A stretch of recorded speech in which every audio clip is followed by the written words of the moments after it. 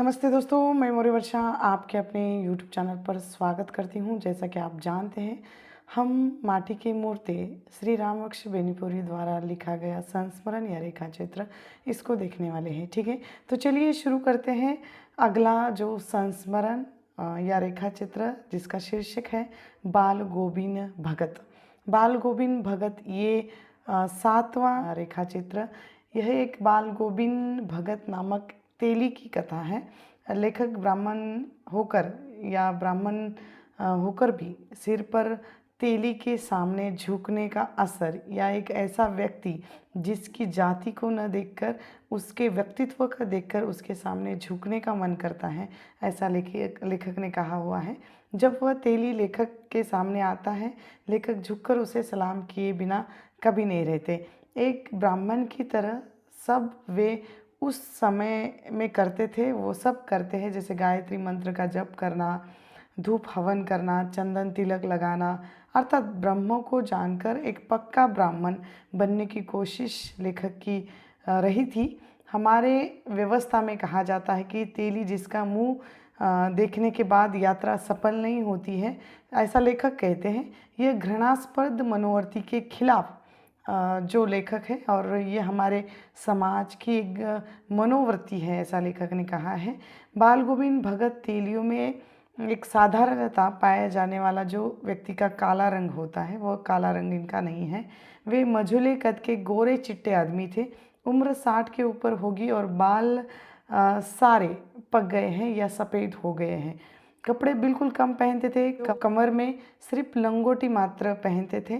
सिर में कबीर पंथियों की तरह एक टोपी या कनफट्टी हमेशा रहती थी। जब जाड़े में एक काली कमली ऊपर ओढ़े रहते थे। मस्तक पर हमेशा चमकता हुआ चंदन या रामानंद चंदन, ऐसा शब्द प्रयोग किया है लेखक ने, चंदन लगाया करते थे। गले में तुलसी के जड़ों की बनाई हुई माला, वो एक बेडोल माला बांधे हुए रहते थे। अब यह जो वर्णन है लेखक ने बाल गोविंद भगत का किया हुआ है। आप कहेंगे कि बाल भगत या बाल गोविंद भगत ये क्या साधु थे क्या? नहीं, बिल्कुल ये साधु नहीं थे, बिल्कुल एक सर्वसामान्य गृहस्थ थे। थोड़ी खेती-बाड़ी और एक साफ सुथरा मकान इनका था। पत्नी नहीं रही थी, बेटा और बहू थी। साधु की सब परिभाषाओं में जैसे खरे उतरते थे, लेकिन ये गृहस्थ थे। कबीर को साहब मानते थे, उन्हीं के गीतों को गाते रहते और उन्हीं के पदों को गाते रहते, उन्हीं के आदेशों पर चलते।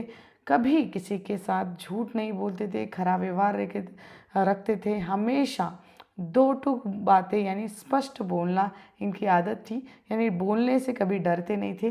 कभी दूसरों के खेतों में सोच के लिए कभी नहीं गए और जो कुछ अनाज खेत से निकलता था पहले वो साहब के मठ में या साहब का जो दरबार है वहाँ लेकर जाते थे, जो उनके घर से 4 कोस दूर पर था। एक कबीरपंथी मठ में या लेकर जाने के बाद जो अनाज वो लोग जो वापस देते थे या प्रसाद रूप इनको जो मिलता था, उसी पर अपना ये घर चलाते थे और उसी से अपना गुजारा करते थे। अर्थात मतलब हम समझ सकते हैं कि इस व्यक्ति का कबीर पर कितनी आस्था थी, कबीर के विचारों पर कितनी आस्था थी और हमेशा उन पर जैसे मुग्ध भाव दिखाई देता है। उनके मधुर गान जैसे कबीर के गाते थे, जो सदा सर्वदा उनको सुनने के लिए हम वहाँ पर सुनते थे, ऐसा लेखक ने कहा है। कबीर के पद हमेशा गाते रहते, जैसे उनके कंठ से एक तरह से निकल कर वो जो कबीर के पद है या दोहे हैं सजीव हो उठे हो। आषाढ़ की रिमझिम में संपूर्ण गांव खेतों में काम करने के लिए लग जाता था। तब बाल गोविंद भगत भी अपने खेतों में काम करते हुए धान की रोपनी करते समय गीत गाते हैं। उनका गीत मानो एक तरह से खेतों में काम करने वाले मजदूरों में ऊर्जा का संचार करता है। जैसे उनका संगीत जादू है। भादों के महीने में वे खंजड़ी बजा बजा कर गाते रहते हैं। आधी रात को भी उनका जो गीत है या उनकी जो खंजड़ी है बजाने की एक तरह से बिजली की तरह चमकती है उनका गीत, ऐसा कहा हुआ है। जब सारा संसार सो रहा होता है तब बाल गोविंद भगत का गीत या संगीत जाग रहा होता है। कार्तिक आता नहीं कि बाल गोविंद भगत की प्रभात फेरियाँ शुरू होती है, जैसे फाल्गुन तक वो चलती रहती है। सुबह उठकर नदी स्नान करने के लिए गांव से 2 किलोमीटर दूर पर वे जाते हैं। पता नहीं कब जाते और कब वापस आते। गांव के बाहर एक ऊंचे स्थान पर बैठकर खंजड़ी लेकर वो बैठे बजाते रहते और गाने लगते। लेखक को आदत थी कि वो देर तक सोते रहते, कभी जल्दी उठते नहीं थी। लेकिन बाल गोविंद भगत का गीत या संगीत जैसे ही कानों पर पड़ा तो लेखक भी अपने आप उस संगीत की दिशा में चलने लगते या बाल गोविंद भगत की ओर बढ़ने लगते थे। लेकिन माघ महीने की एक ठंड, जैसे बहुत ज़्यादा ठंड रहती है, बाल गोविंद भगत का संगीत लेखक को वहाँ पर खींच कर लाता है उनके पास और उनके संगीत से जैसे मंत्रमुग्ध कर देता है। गर्मी के दिनों में खासकर उनका संगीत जैसे शीतलता प्रदान करता है, ऐसा लेखक ने कहा है। क्योंकि घर के आंगन में आसन लगाकर उनके कुछ प्रेमी मित्र जो थे वो भी जुट जाते थे, बहुत सारी खंजड़ियाँ बजाते थे, करताले बजाते थे और उसके साथ बाल गोविंद भगत भी गाते और उनके मित्र मंडली उनका जो पद है गाया हुआ दोहराते थे। एक निश्चित ताल सुर के साथ श्रोतागण जो है प्रसन्न हो उठते थे। फिर भी संगीत में बाल गोविंद भगत नाचने लगते हैं। एक दिन बाल गोविंद भगत के इकलौते बेटे की मृत्यु हो जाती है, जो थोड़ा सुस्त और पहले से ही थोड़ा सा कमज़ोर था। इसी कारण उसका खास ख्याल रखा जाता था। बड़ी कोशिश करके उसकी शादी भी करवाई थी। उनको एक बहुत अच्छी बहू और बाल गोविंद भगत को और उनके बेटे को एक बहुत सुशील पत्नी भी मिली थी। घर की पूरी जिम्मेदारी भगत की वो बहू ही संभालती थी और जिम्मेदारी से थोड़ा बहुत मुक्त भी करवा लिया था। जब लोगों ने बाल गोविंद भगत को या उनके बेटे की मौत की बात सुनी तो सब लोग उनके घर गए मिलने, उसमें लेखक भी थे। जब लेखक ने वहाँ जो देखा वो एक तरह से दंग रह गए हैं, क्योंकि एक तरफ चटाई पर बेटे को सफ़ेद कपड़े में आंगन में लेटाया गया था, कुछ फूल तोड़कर उस पर डाले गए थे, सिरहाने पर एक चिराग जला रखा था और उसके सामने ज़मीन पर आसन लगाकर गीत गाए जा रहे थे। उसी तल्लीनता के साथ घर में पत्नी रो रही थी, गांव की स्त्रियां उसे चुप कराने का प्रयास कर रही थी। बाल गोविंद भगत गाते गाते जाकर कभी बहू को समझाते कि आत्मा परमात्मा के पास चली गई। जैसे हमने कबीर के दोहे में पढ़ा हुआ है कि वो कहते हैं कि ये शरीर तो नश्वर है, कभी न कभी ये आत्मा निकल जाने वाली है और परमात्मा में विलीन होने वाली है।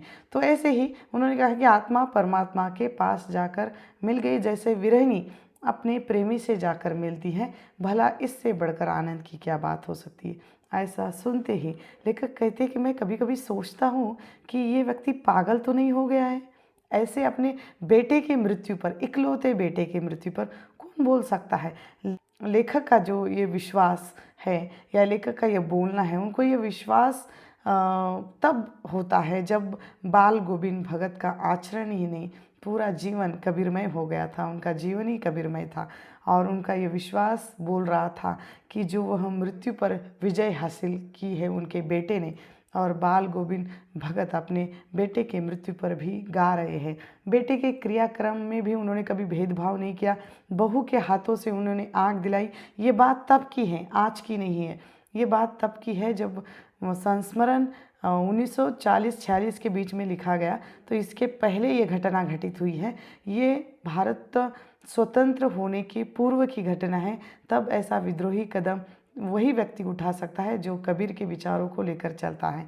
और बहू के हाथों से उन्होंने आग दिलाई।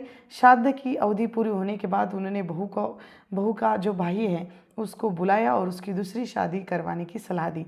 उनकी जाति में पुनर्विवाह की कोई बड़ी बात नहीं थी, लेकिन बहू की इच्छा के विरुद्ध उनको छोड़कर जाना पड़ता है, या बहू की इच्छा नहीं थी बाल गोविंद भगत को या उनके घर को छोड़कर जाने की, फिर भी वहाँ उस इच्छा के विरुद्ध उसको छोड़कर जाने के लिए कहते, क्योंकि वह रहकर भगत जी की सेवा करना चाहती है, विधवा का जीवन जीना चाहती है। लेकिन भगत जी का कहना था कि वह अभी जवान है और वासनाओं पर काबू रखने की उसकी ये उम्र नहीं है।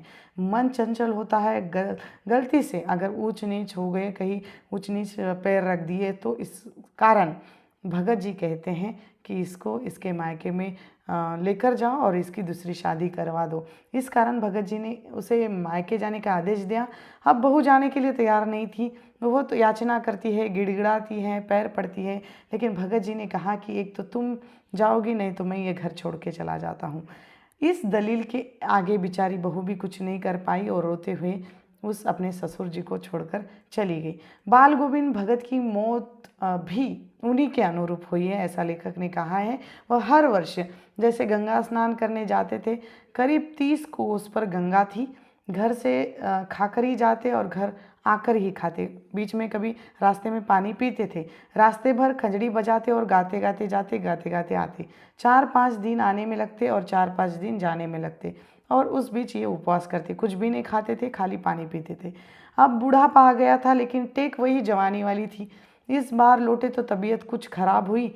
खाने पीने के बाद भी तबीयत नहीं सुधरी, बहुत ज़्यादा बुखार आया। लोगों ने सलाह दी कि नेम व्रत ये सब छोड़ दो, घूमना फिरना छोड़ दो, गाना बजाना छोड़ दो और गंगा स्नान छोड़ दो। लेकिन ये लोगों की बात या सलाह इन्होंने नहीं मानी। स्नान और ध्यान करने से इनका मन नहीं हटा और आराम करने के लिए कहा, लेकिन इन्होंने हंसकर उसे टाल दिया, क्योंकि उनको पता था कि मृत्यु तो आने ही वाली है, मृत्यु का कैसे भय। और जिस दिन इनकी मृत्यु हुई, उस दिन संध्या में लोगों ने इनका गीत सुना था, लेकिन भोर में सुबह सुबह इनका गीत नहीं सुना। और जब जाकर लोगों ने देखा तो बाल गोविंद भगत नहीं रहे थे। एक तरह से आत्मा उनकी चली गई थी परमात्मा से मिलने के लिए। ऐसे ही कबीर भक्त या एक कबीरों के विचारों का प्रभाव लेकर बाल गोविंद भगत एक तेली, जिनकी कथा या संस्मरण, जिनका रेखा चित्र लेखक ने इस किताब में दिया हुआ है। ठीक है, तो ये संस्मरण आप लोगों को कैसा लगा मुझे जल्दी ही कमेंट करके बताइएगा। अगला संस्मरण लेकर या रेखा चित्र लेकर मैं तुरंत जल्द आपके सामने उपस्थित हो जाऊंगी। तब तक के लिए हम यहाँ पर रुकते हैं, जल्द मिलेंगे एक नए वीडियो में एक नए विषय के साथ। धन्यवाद।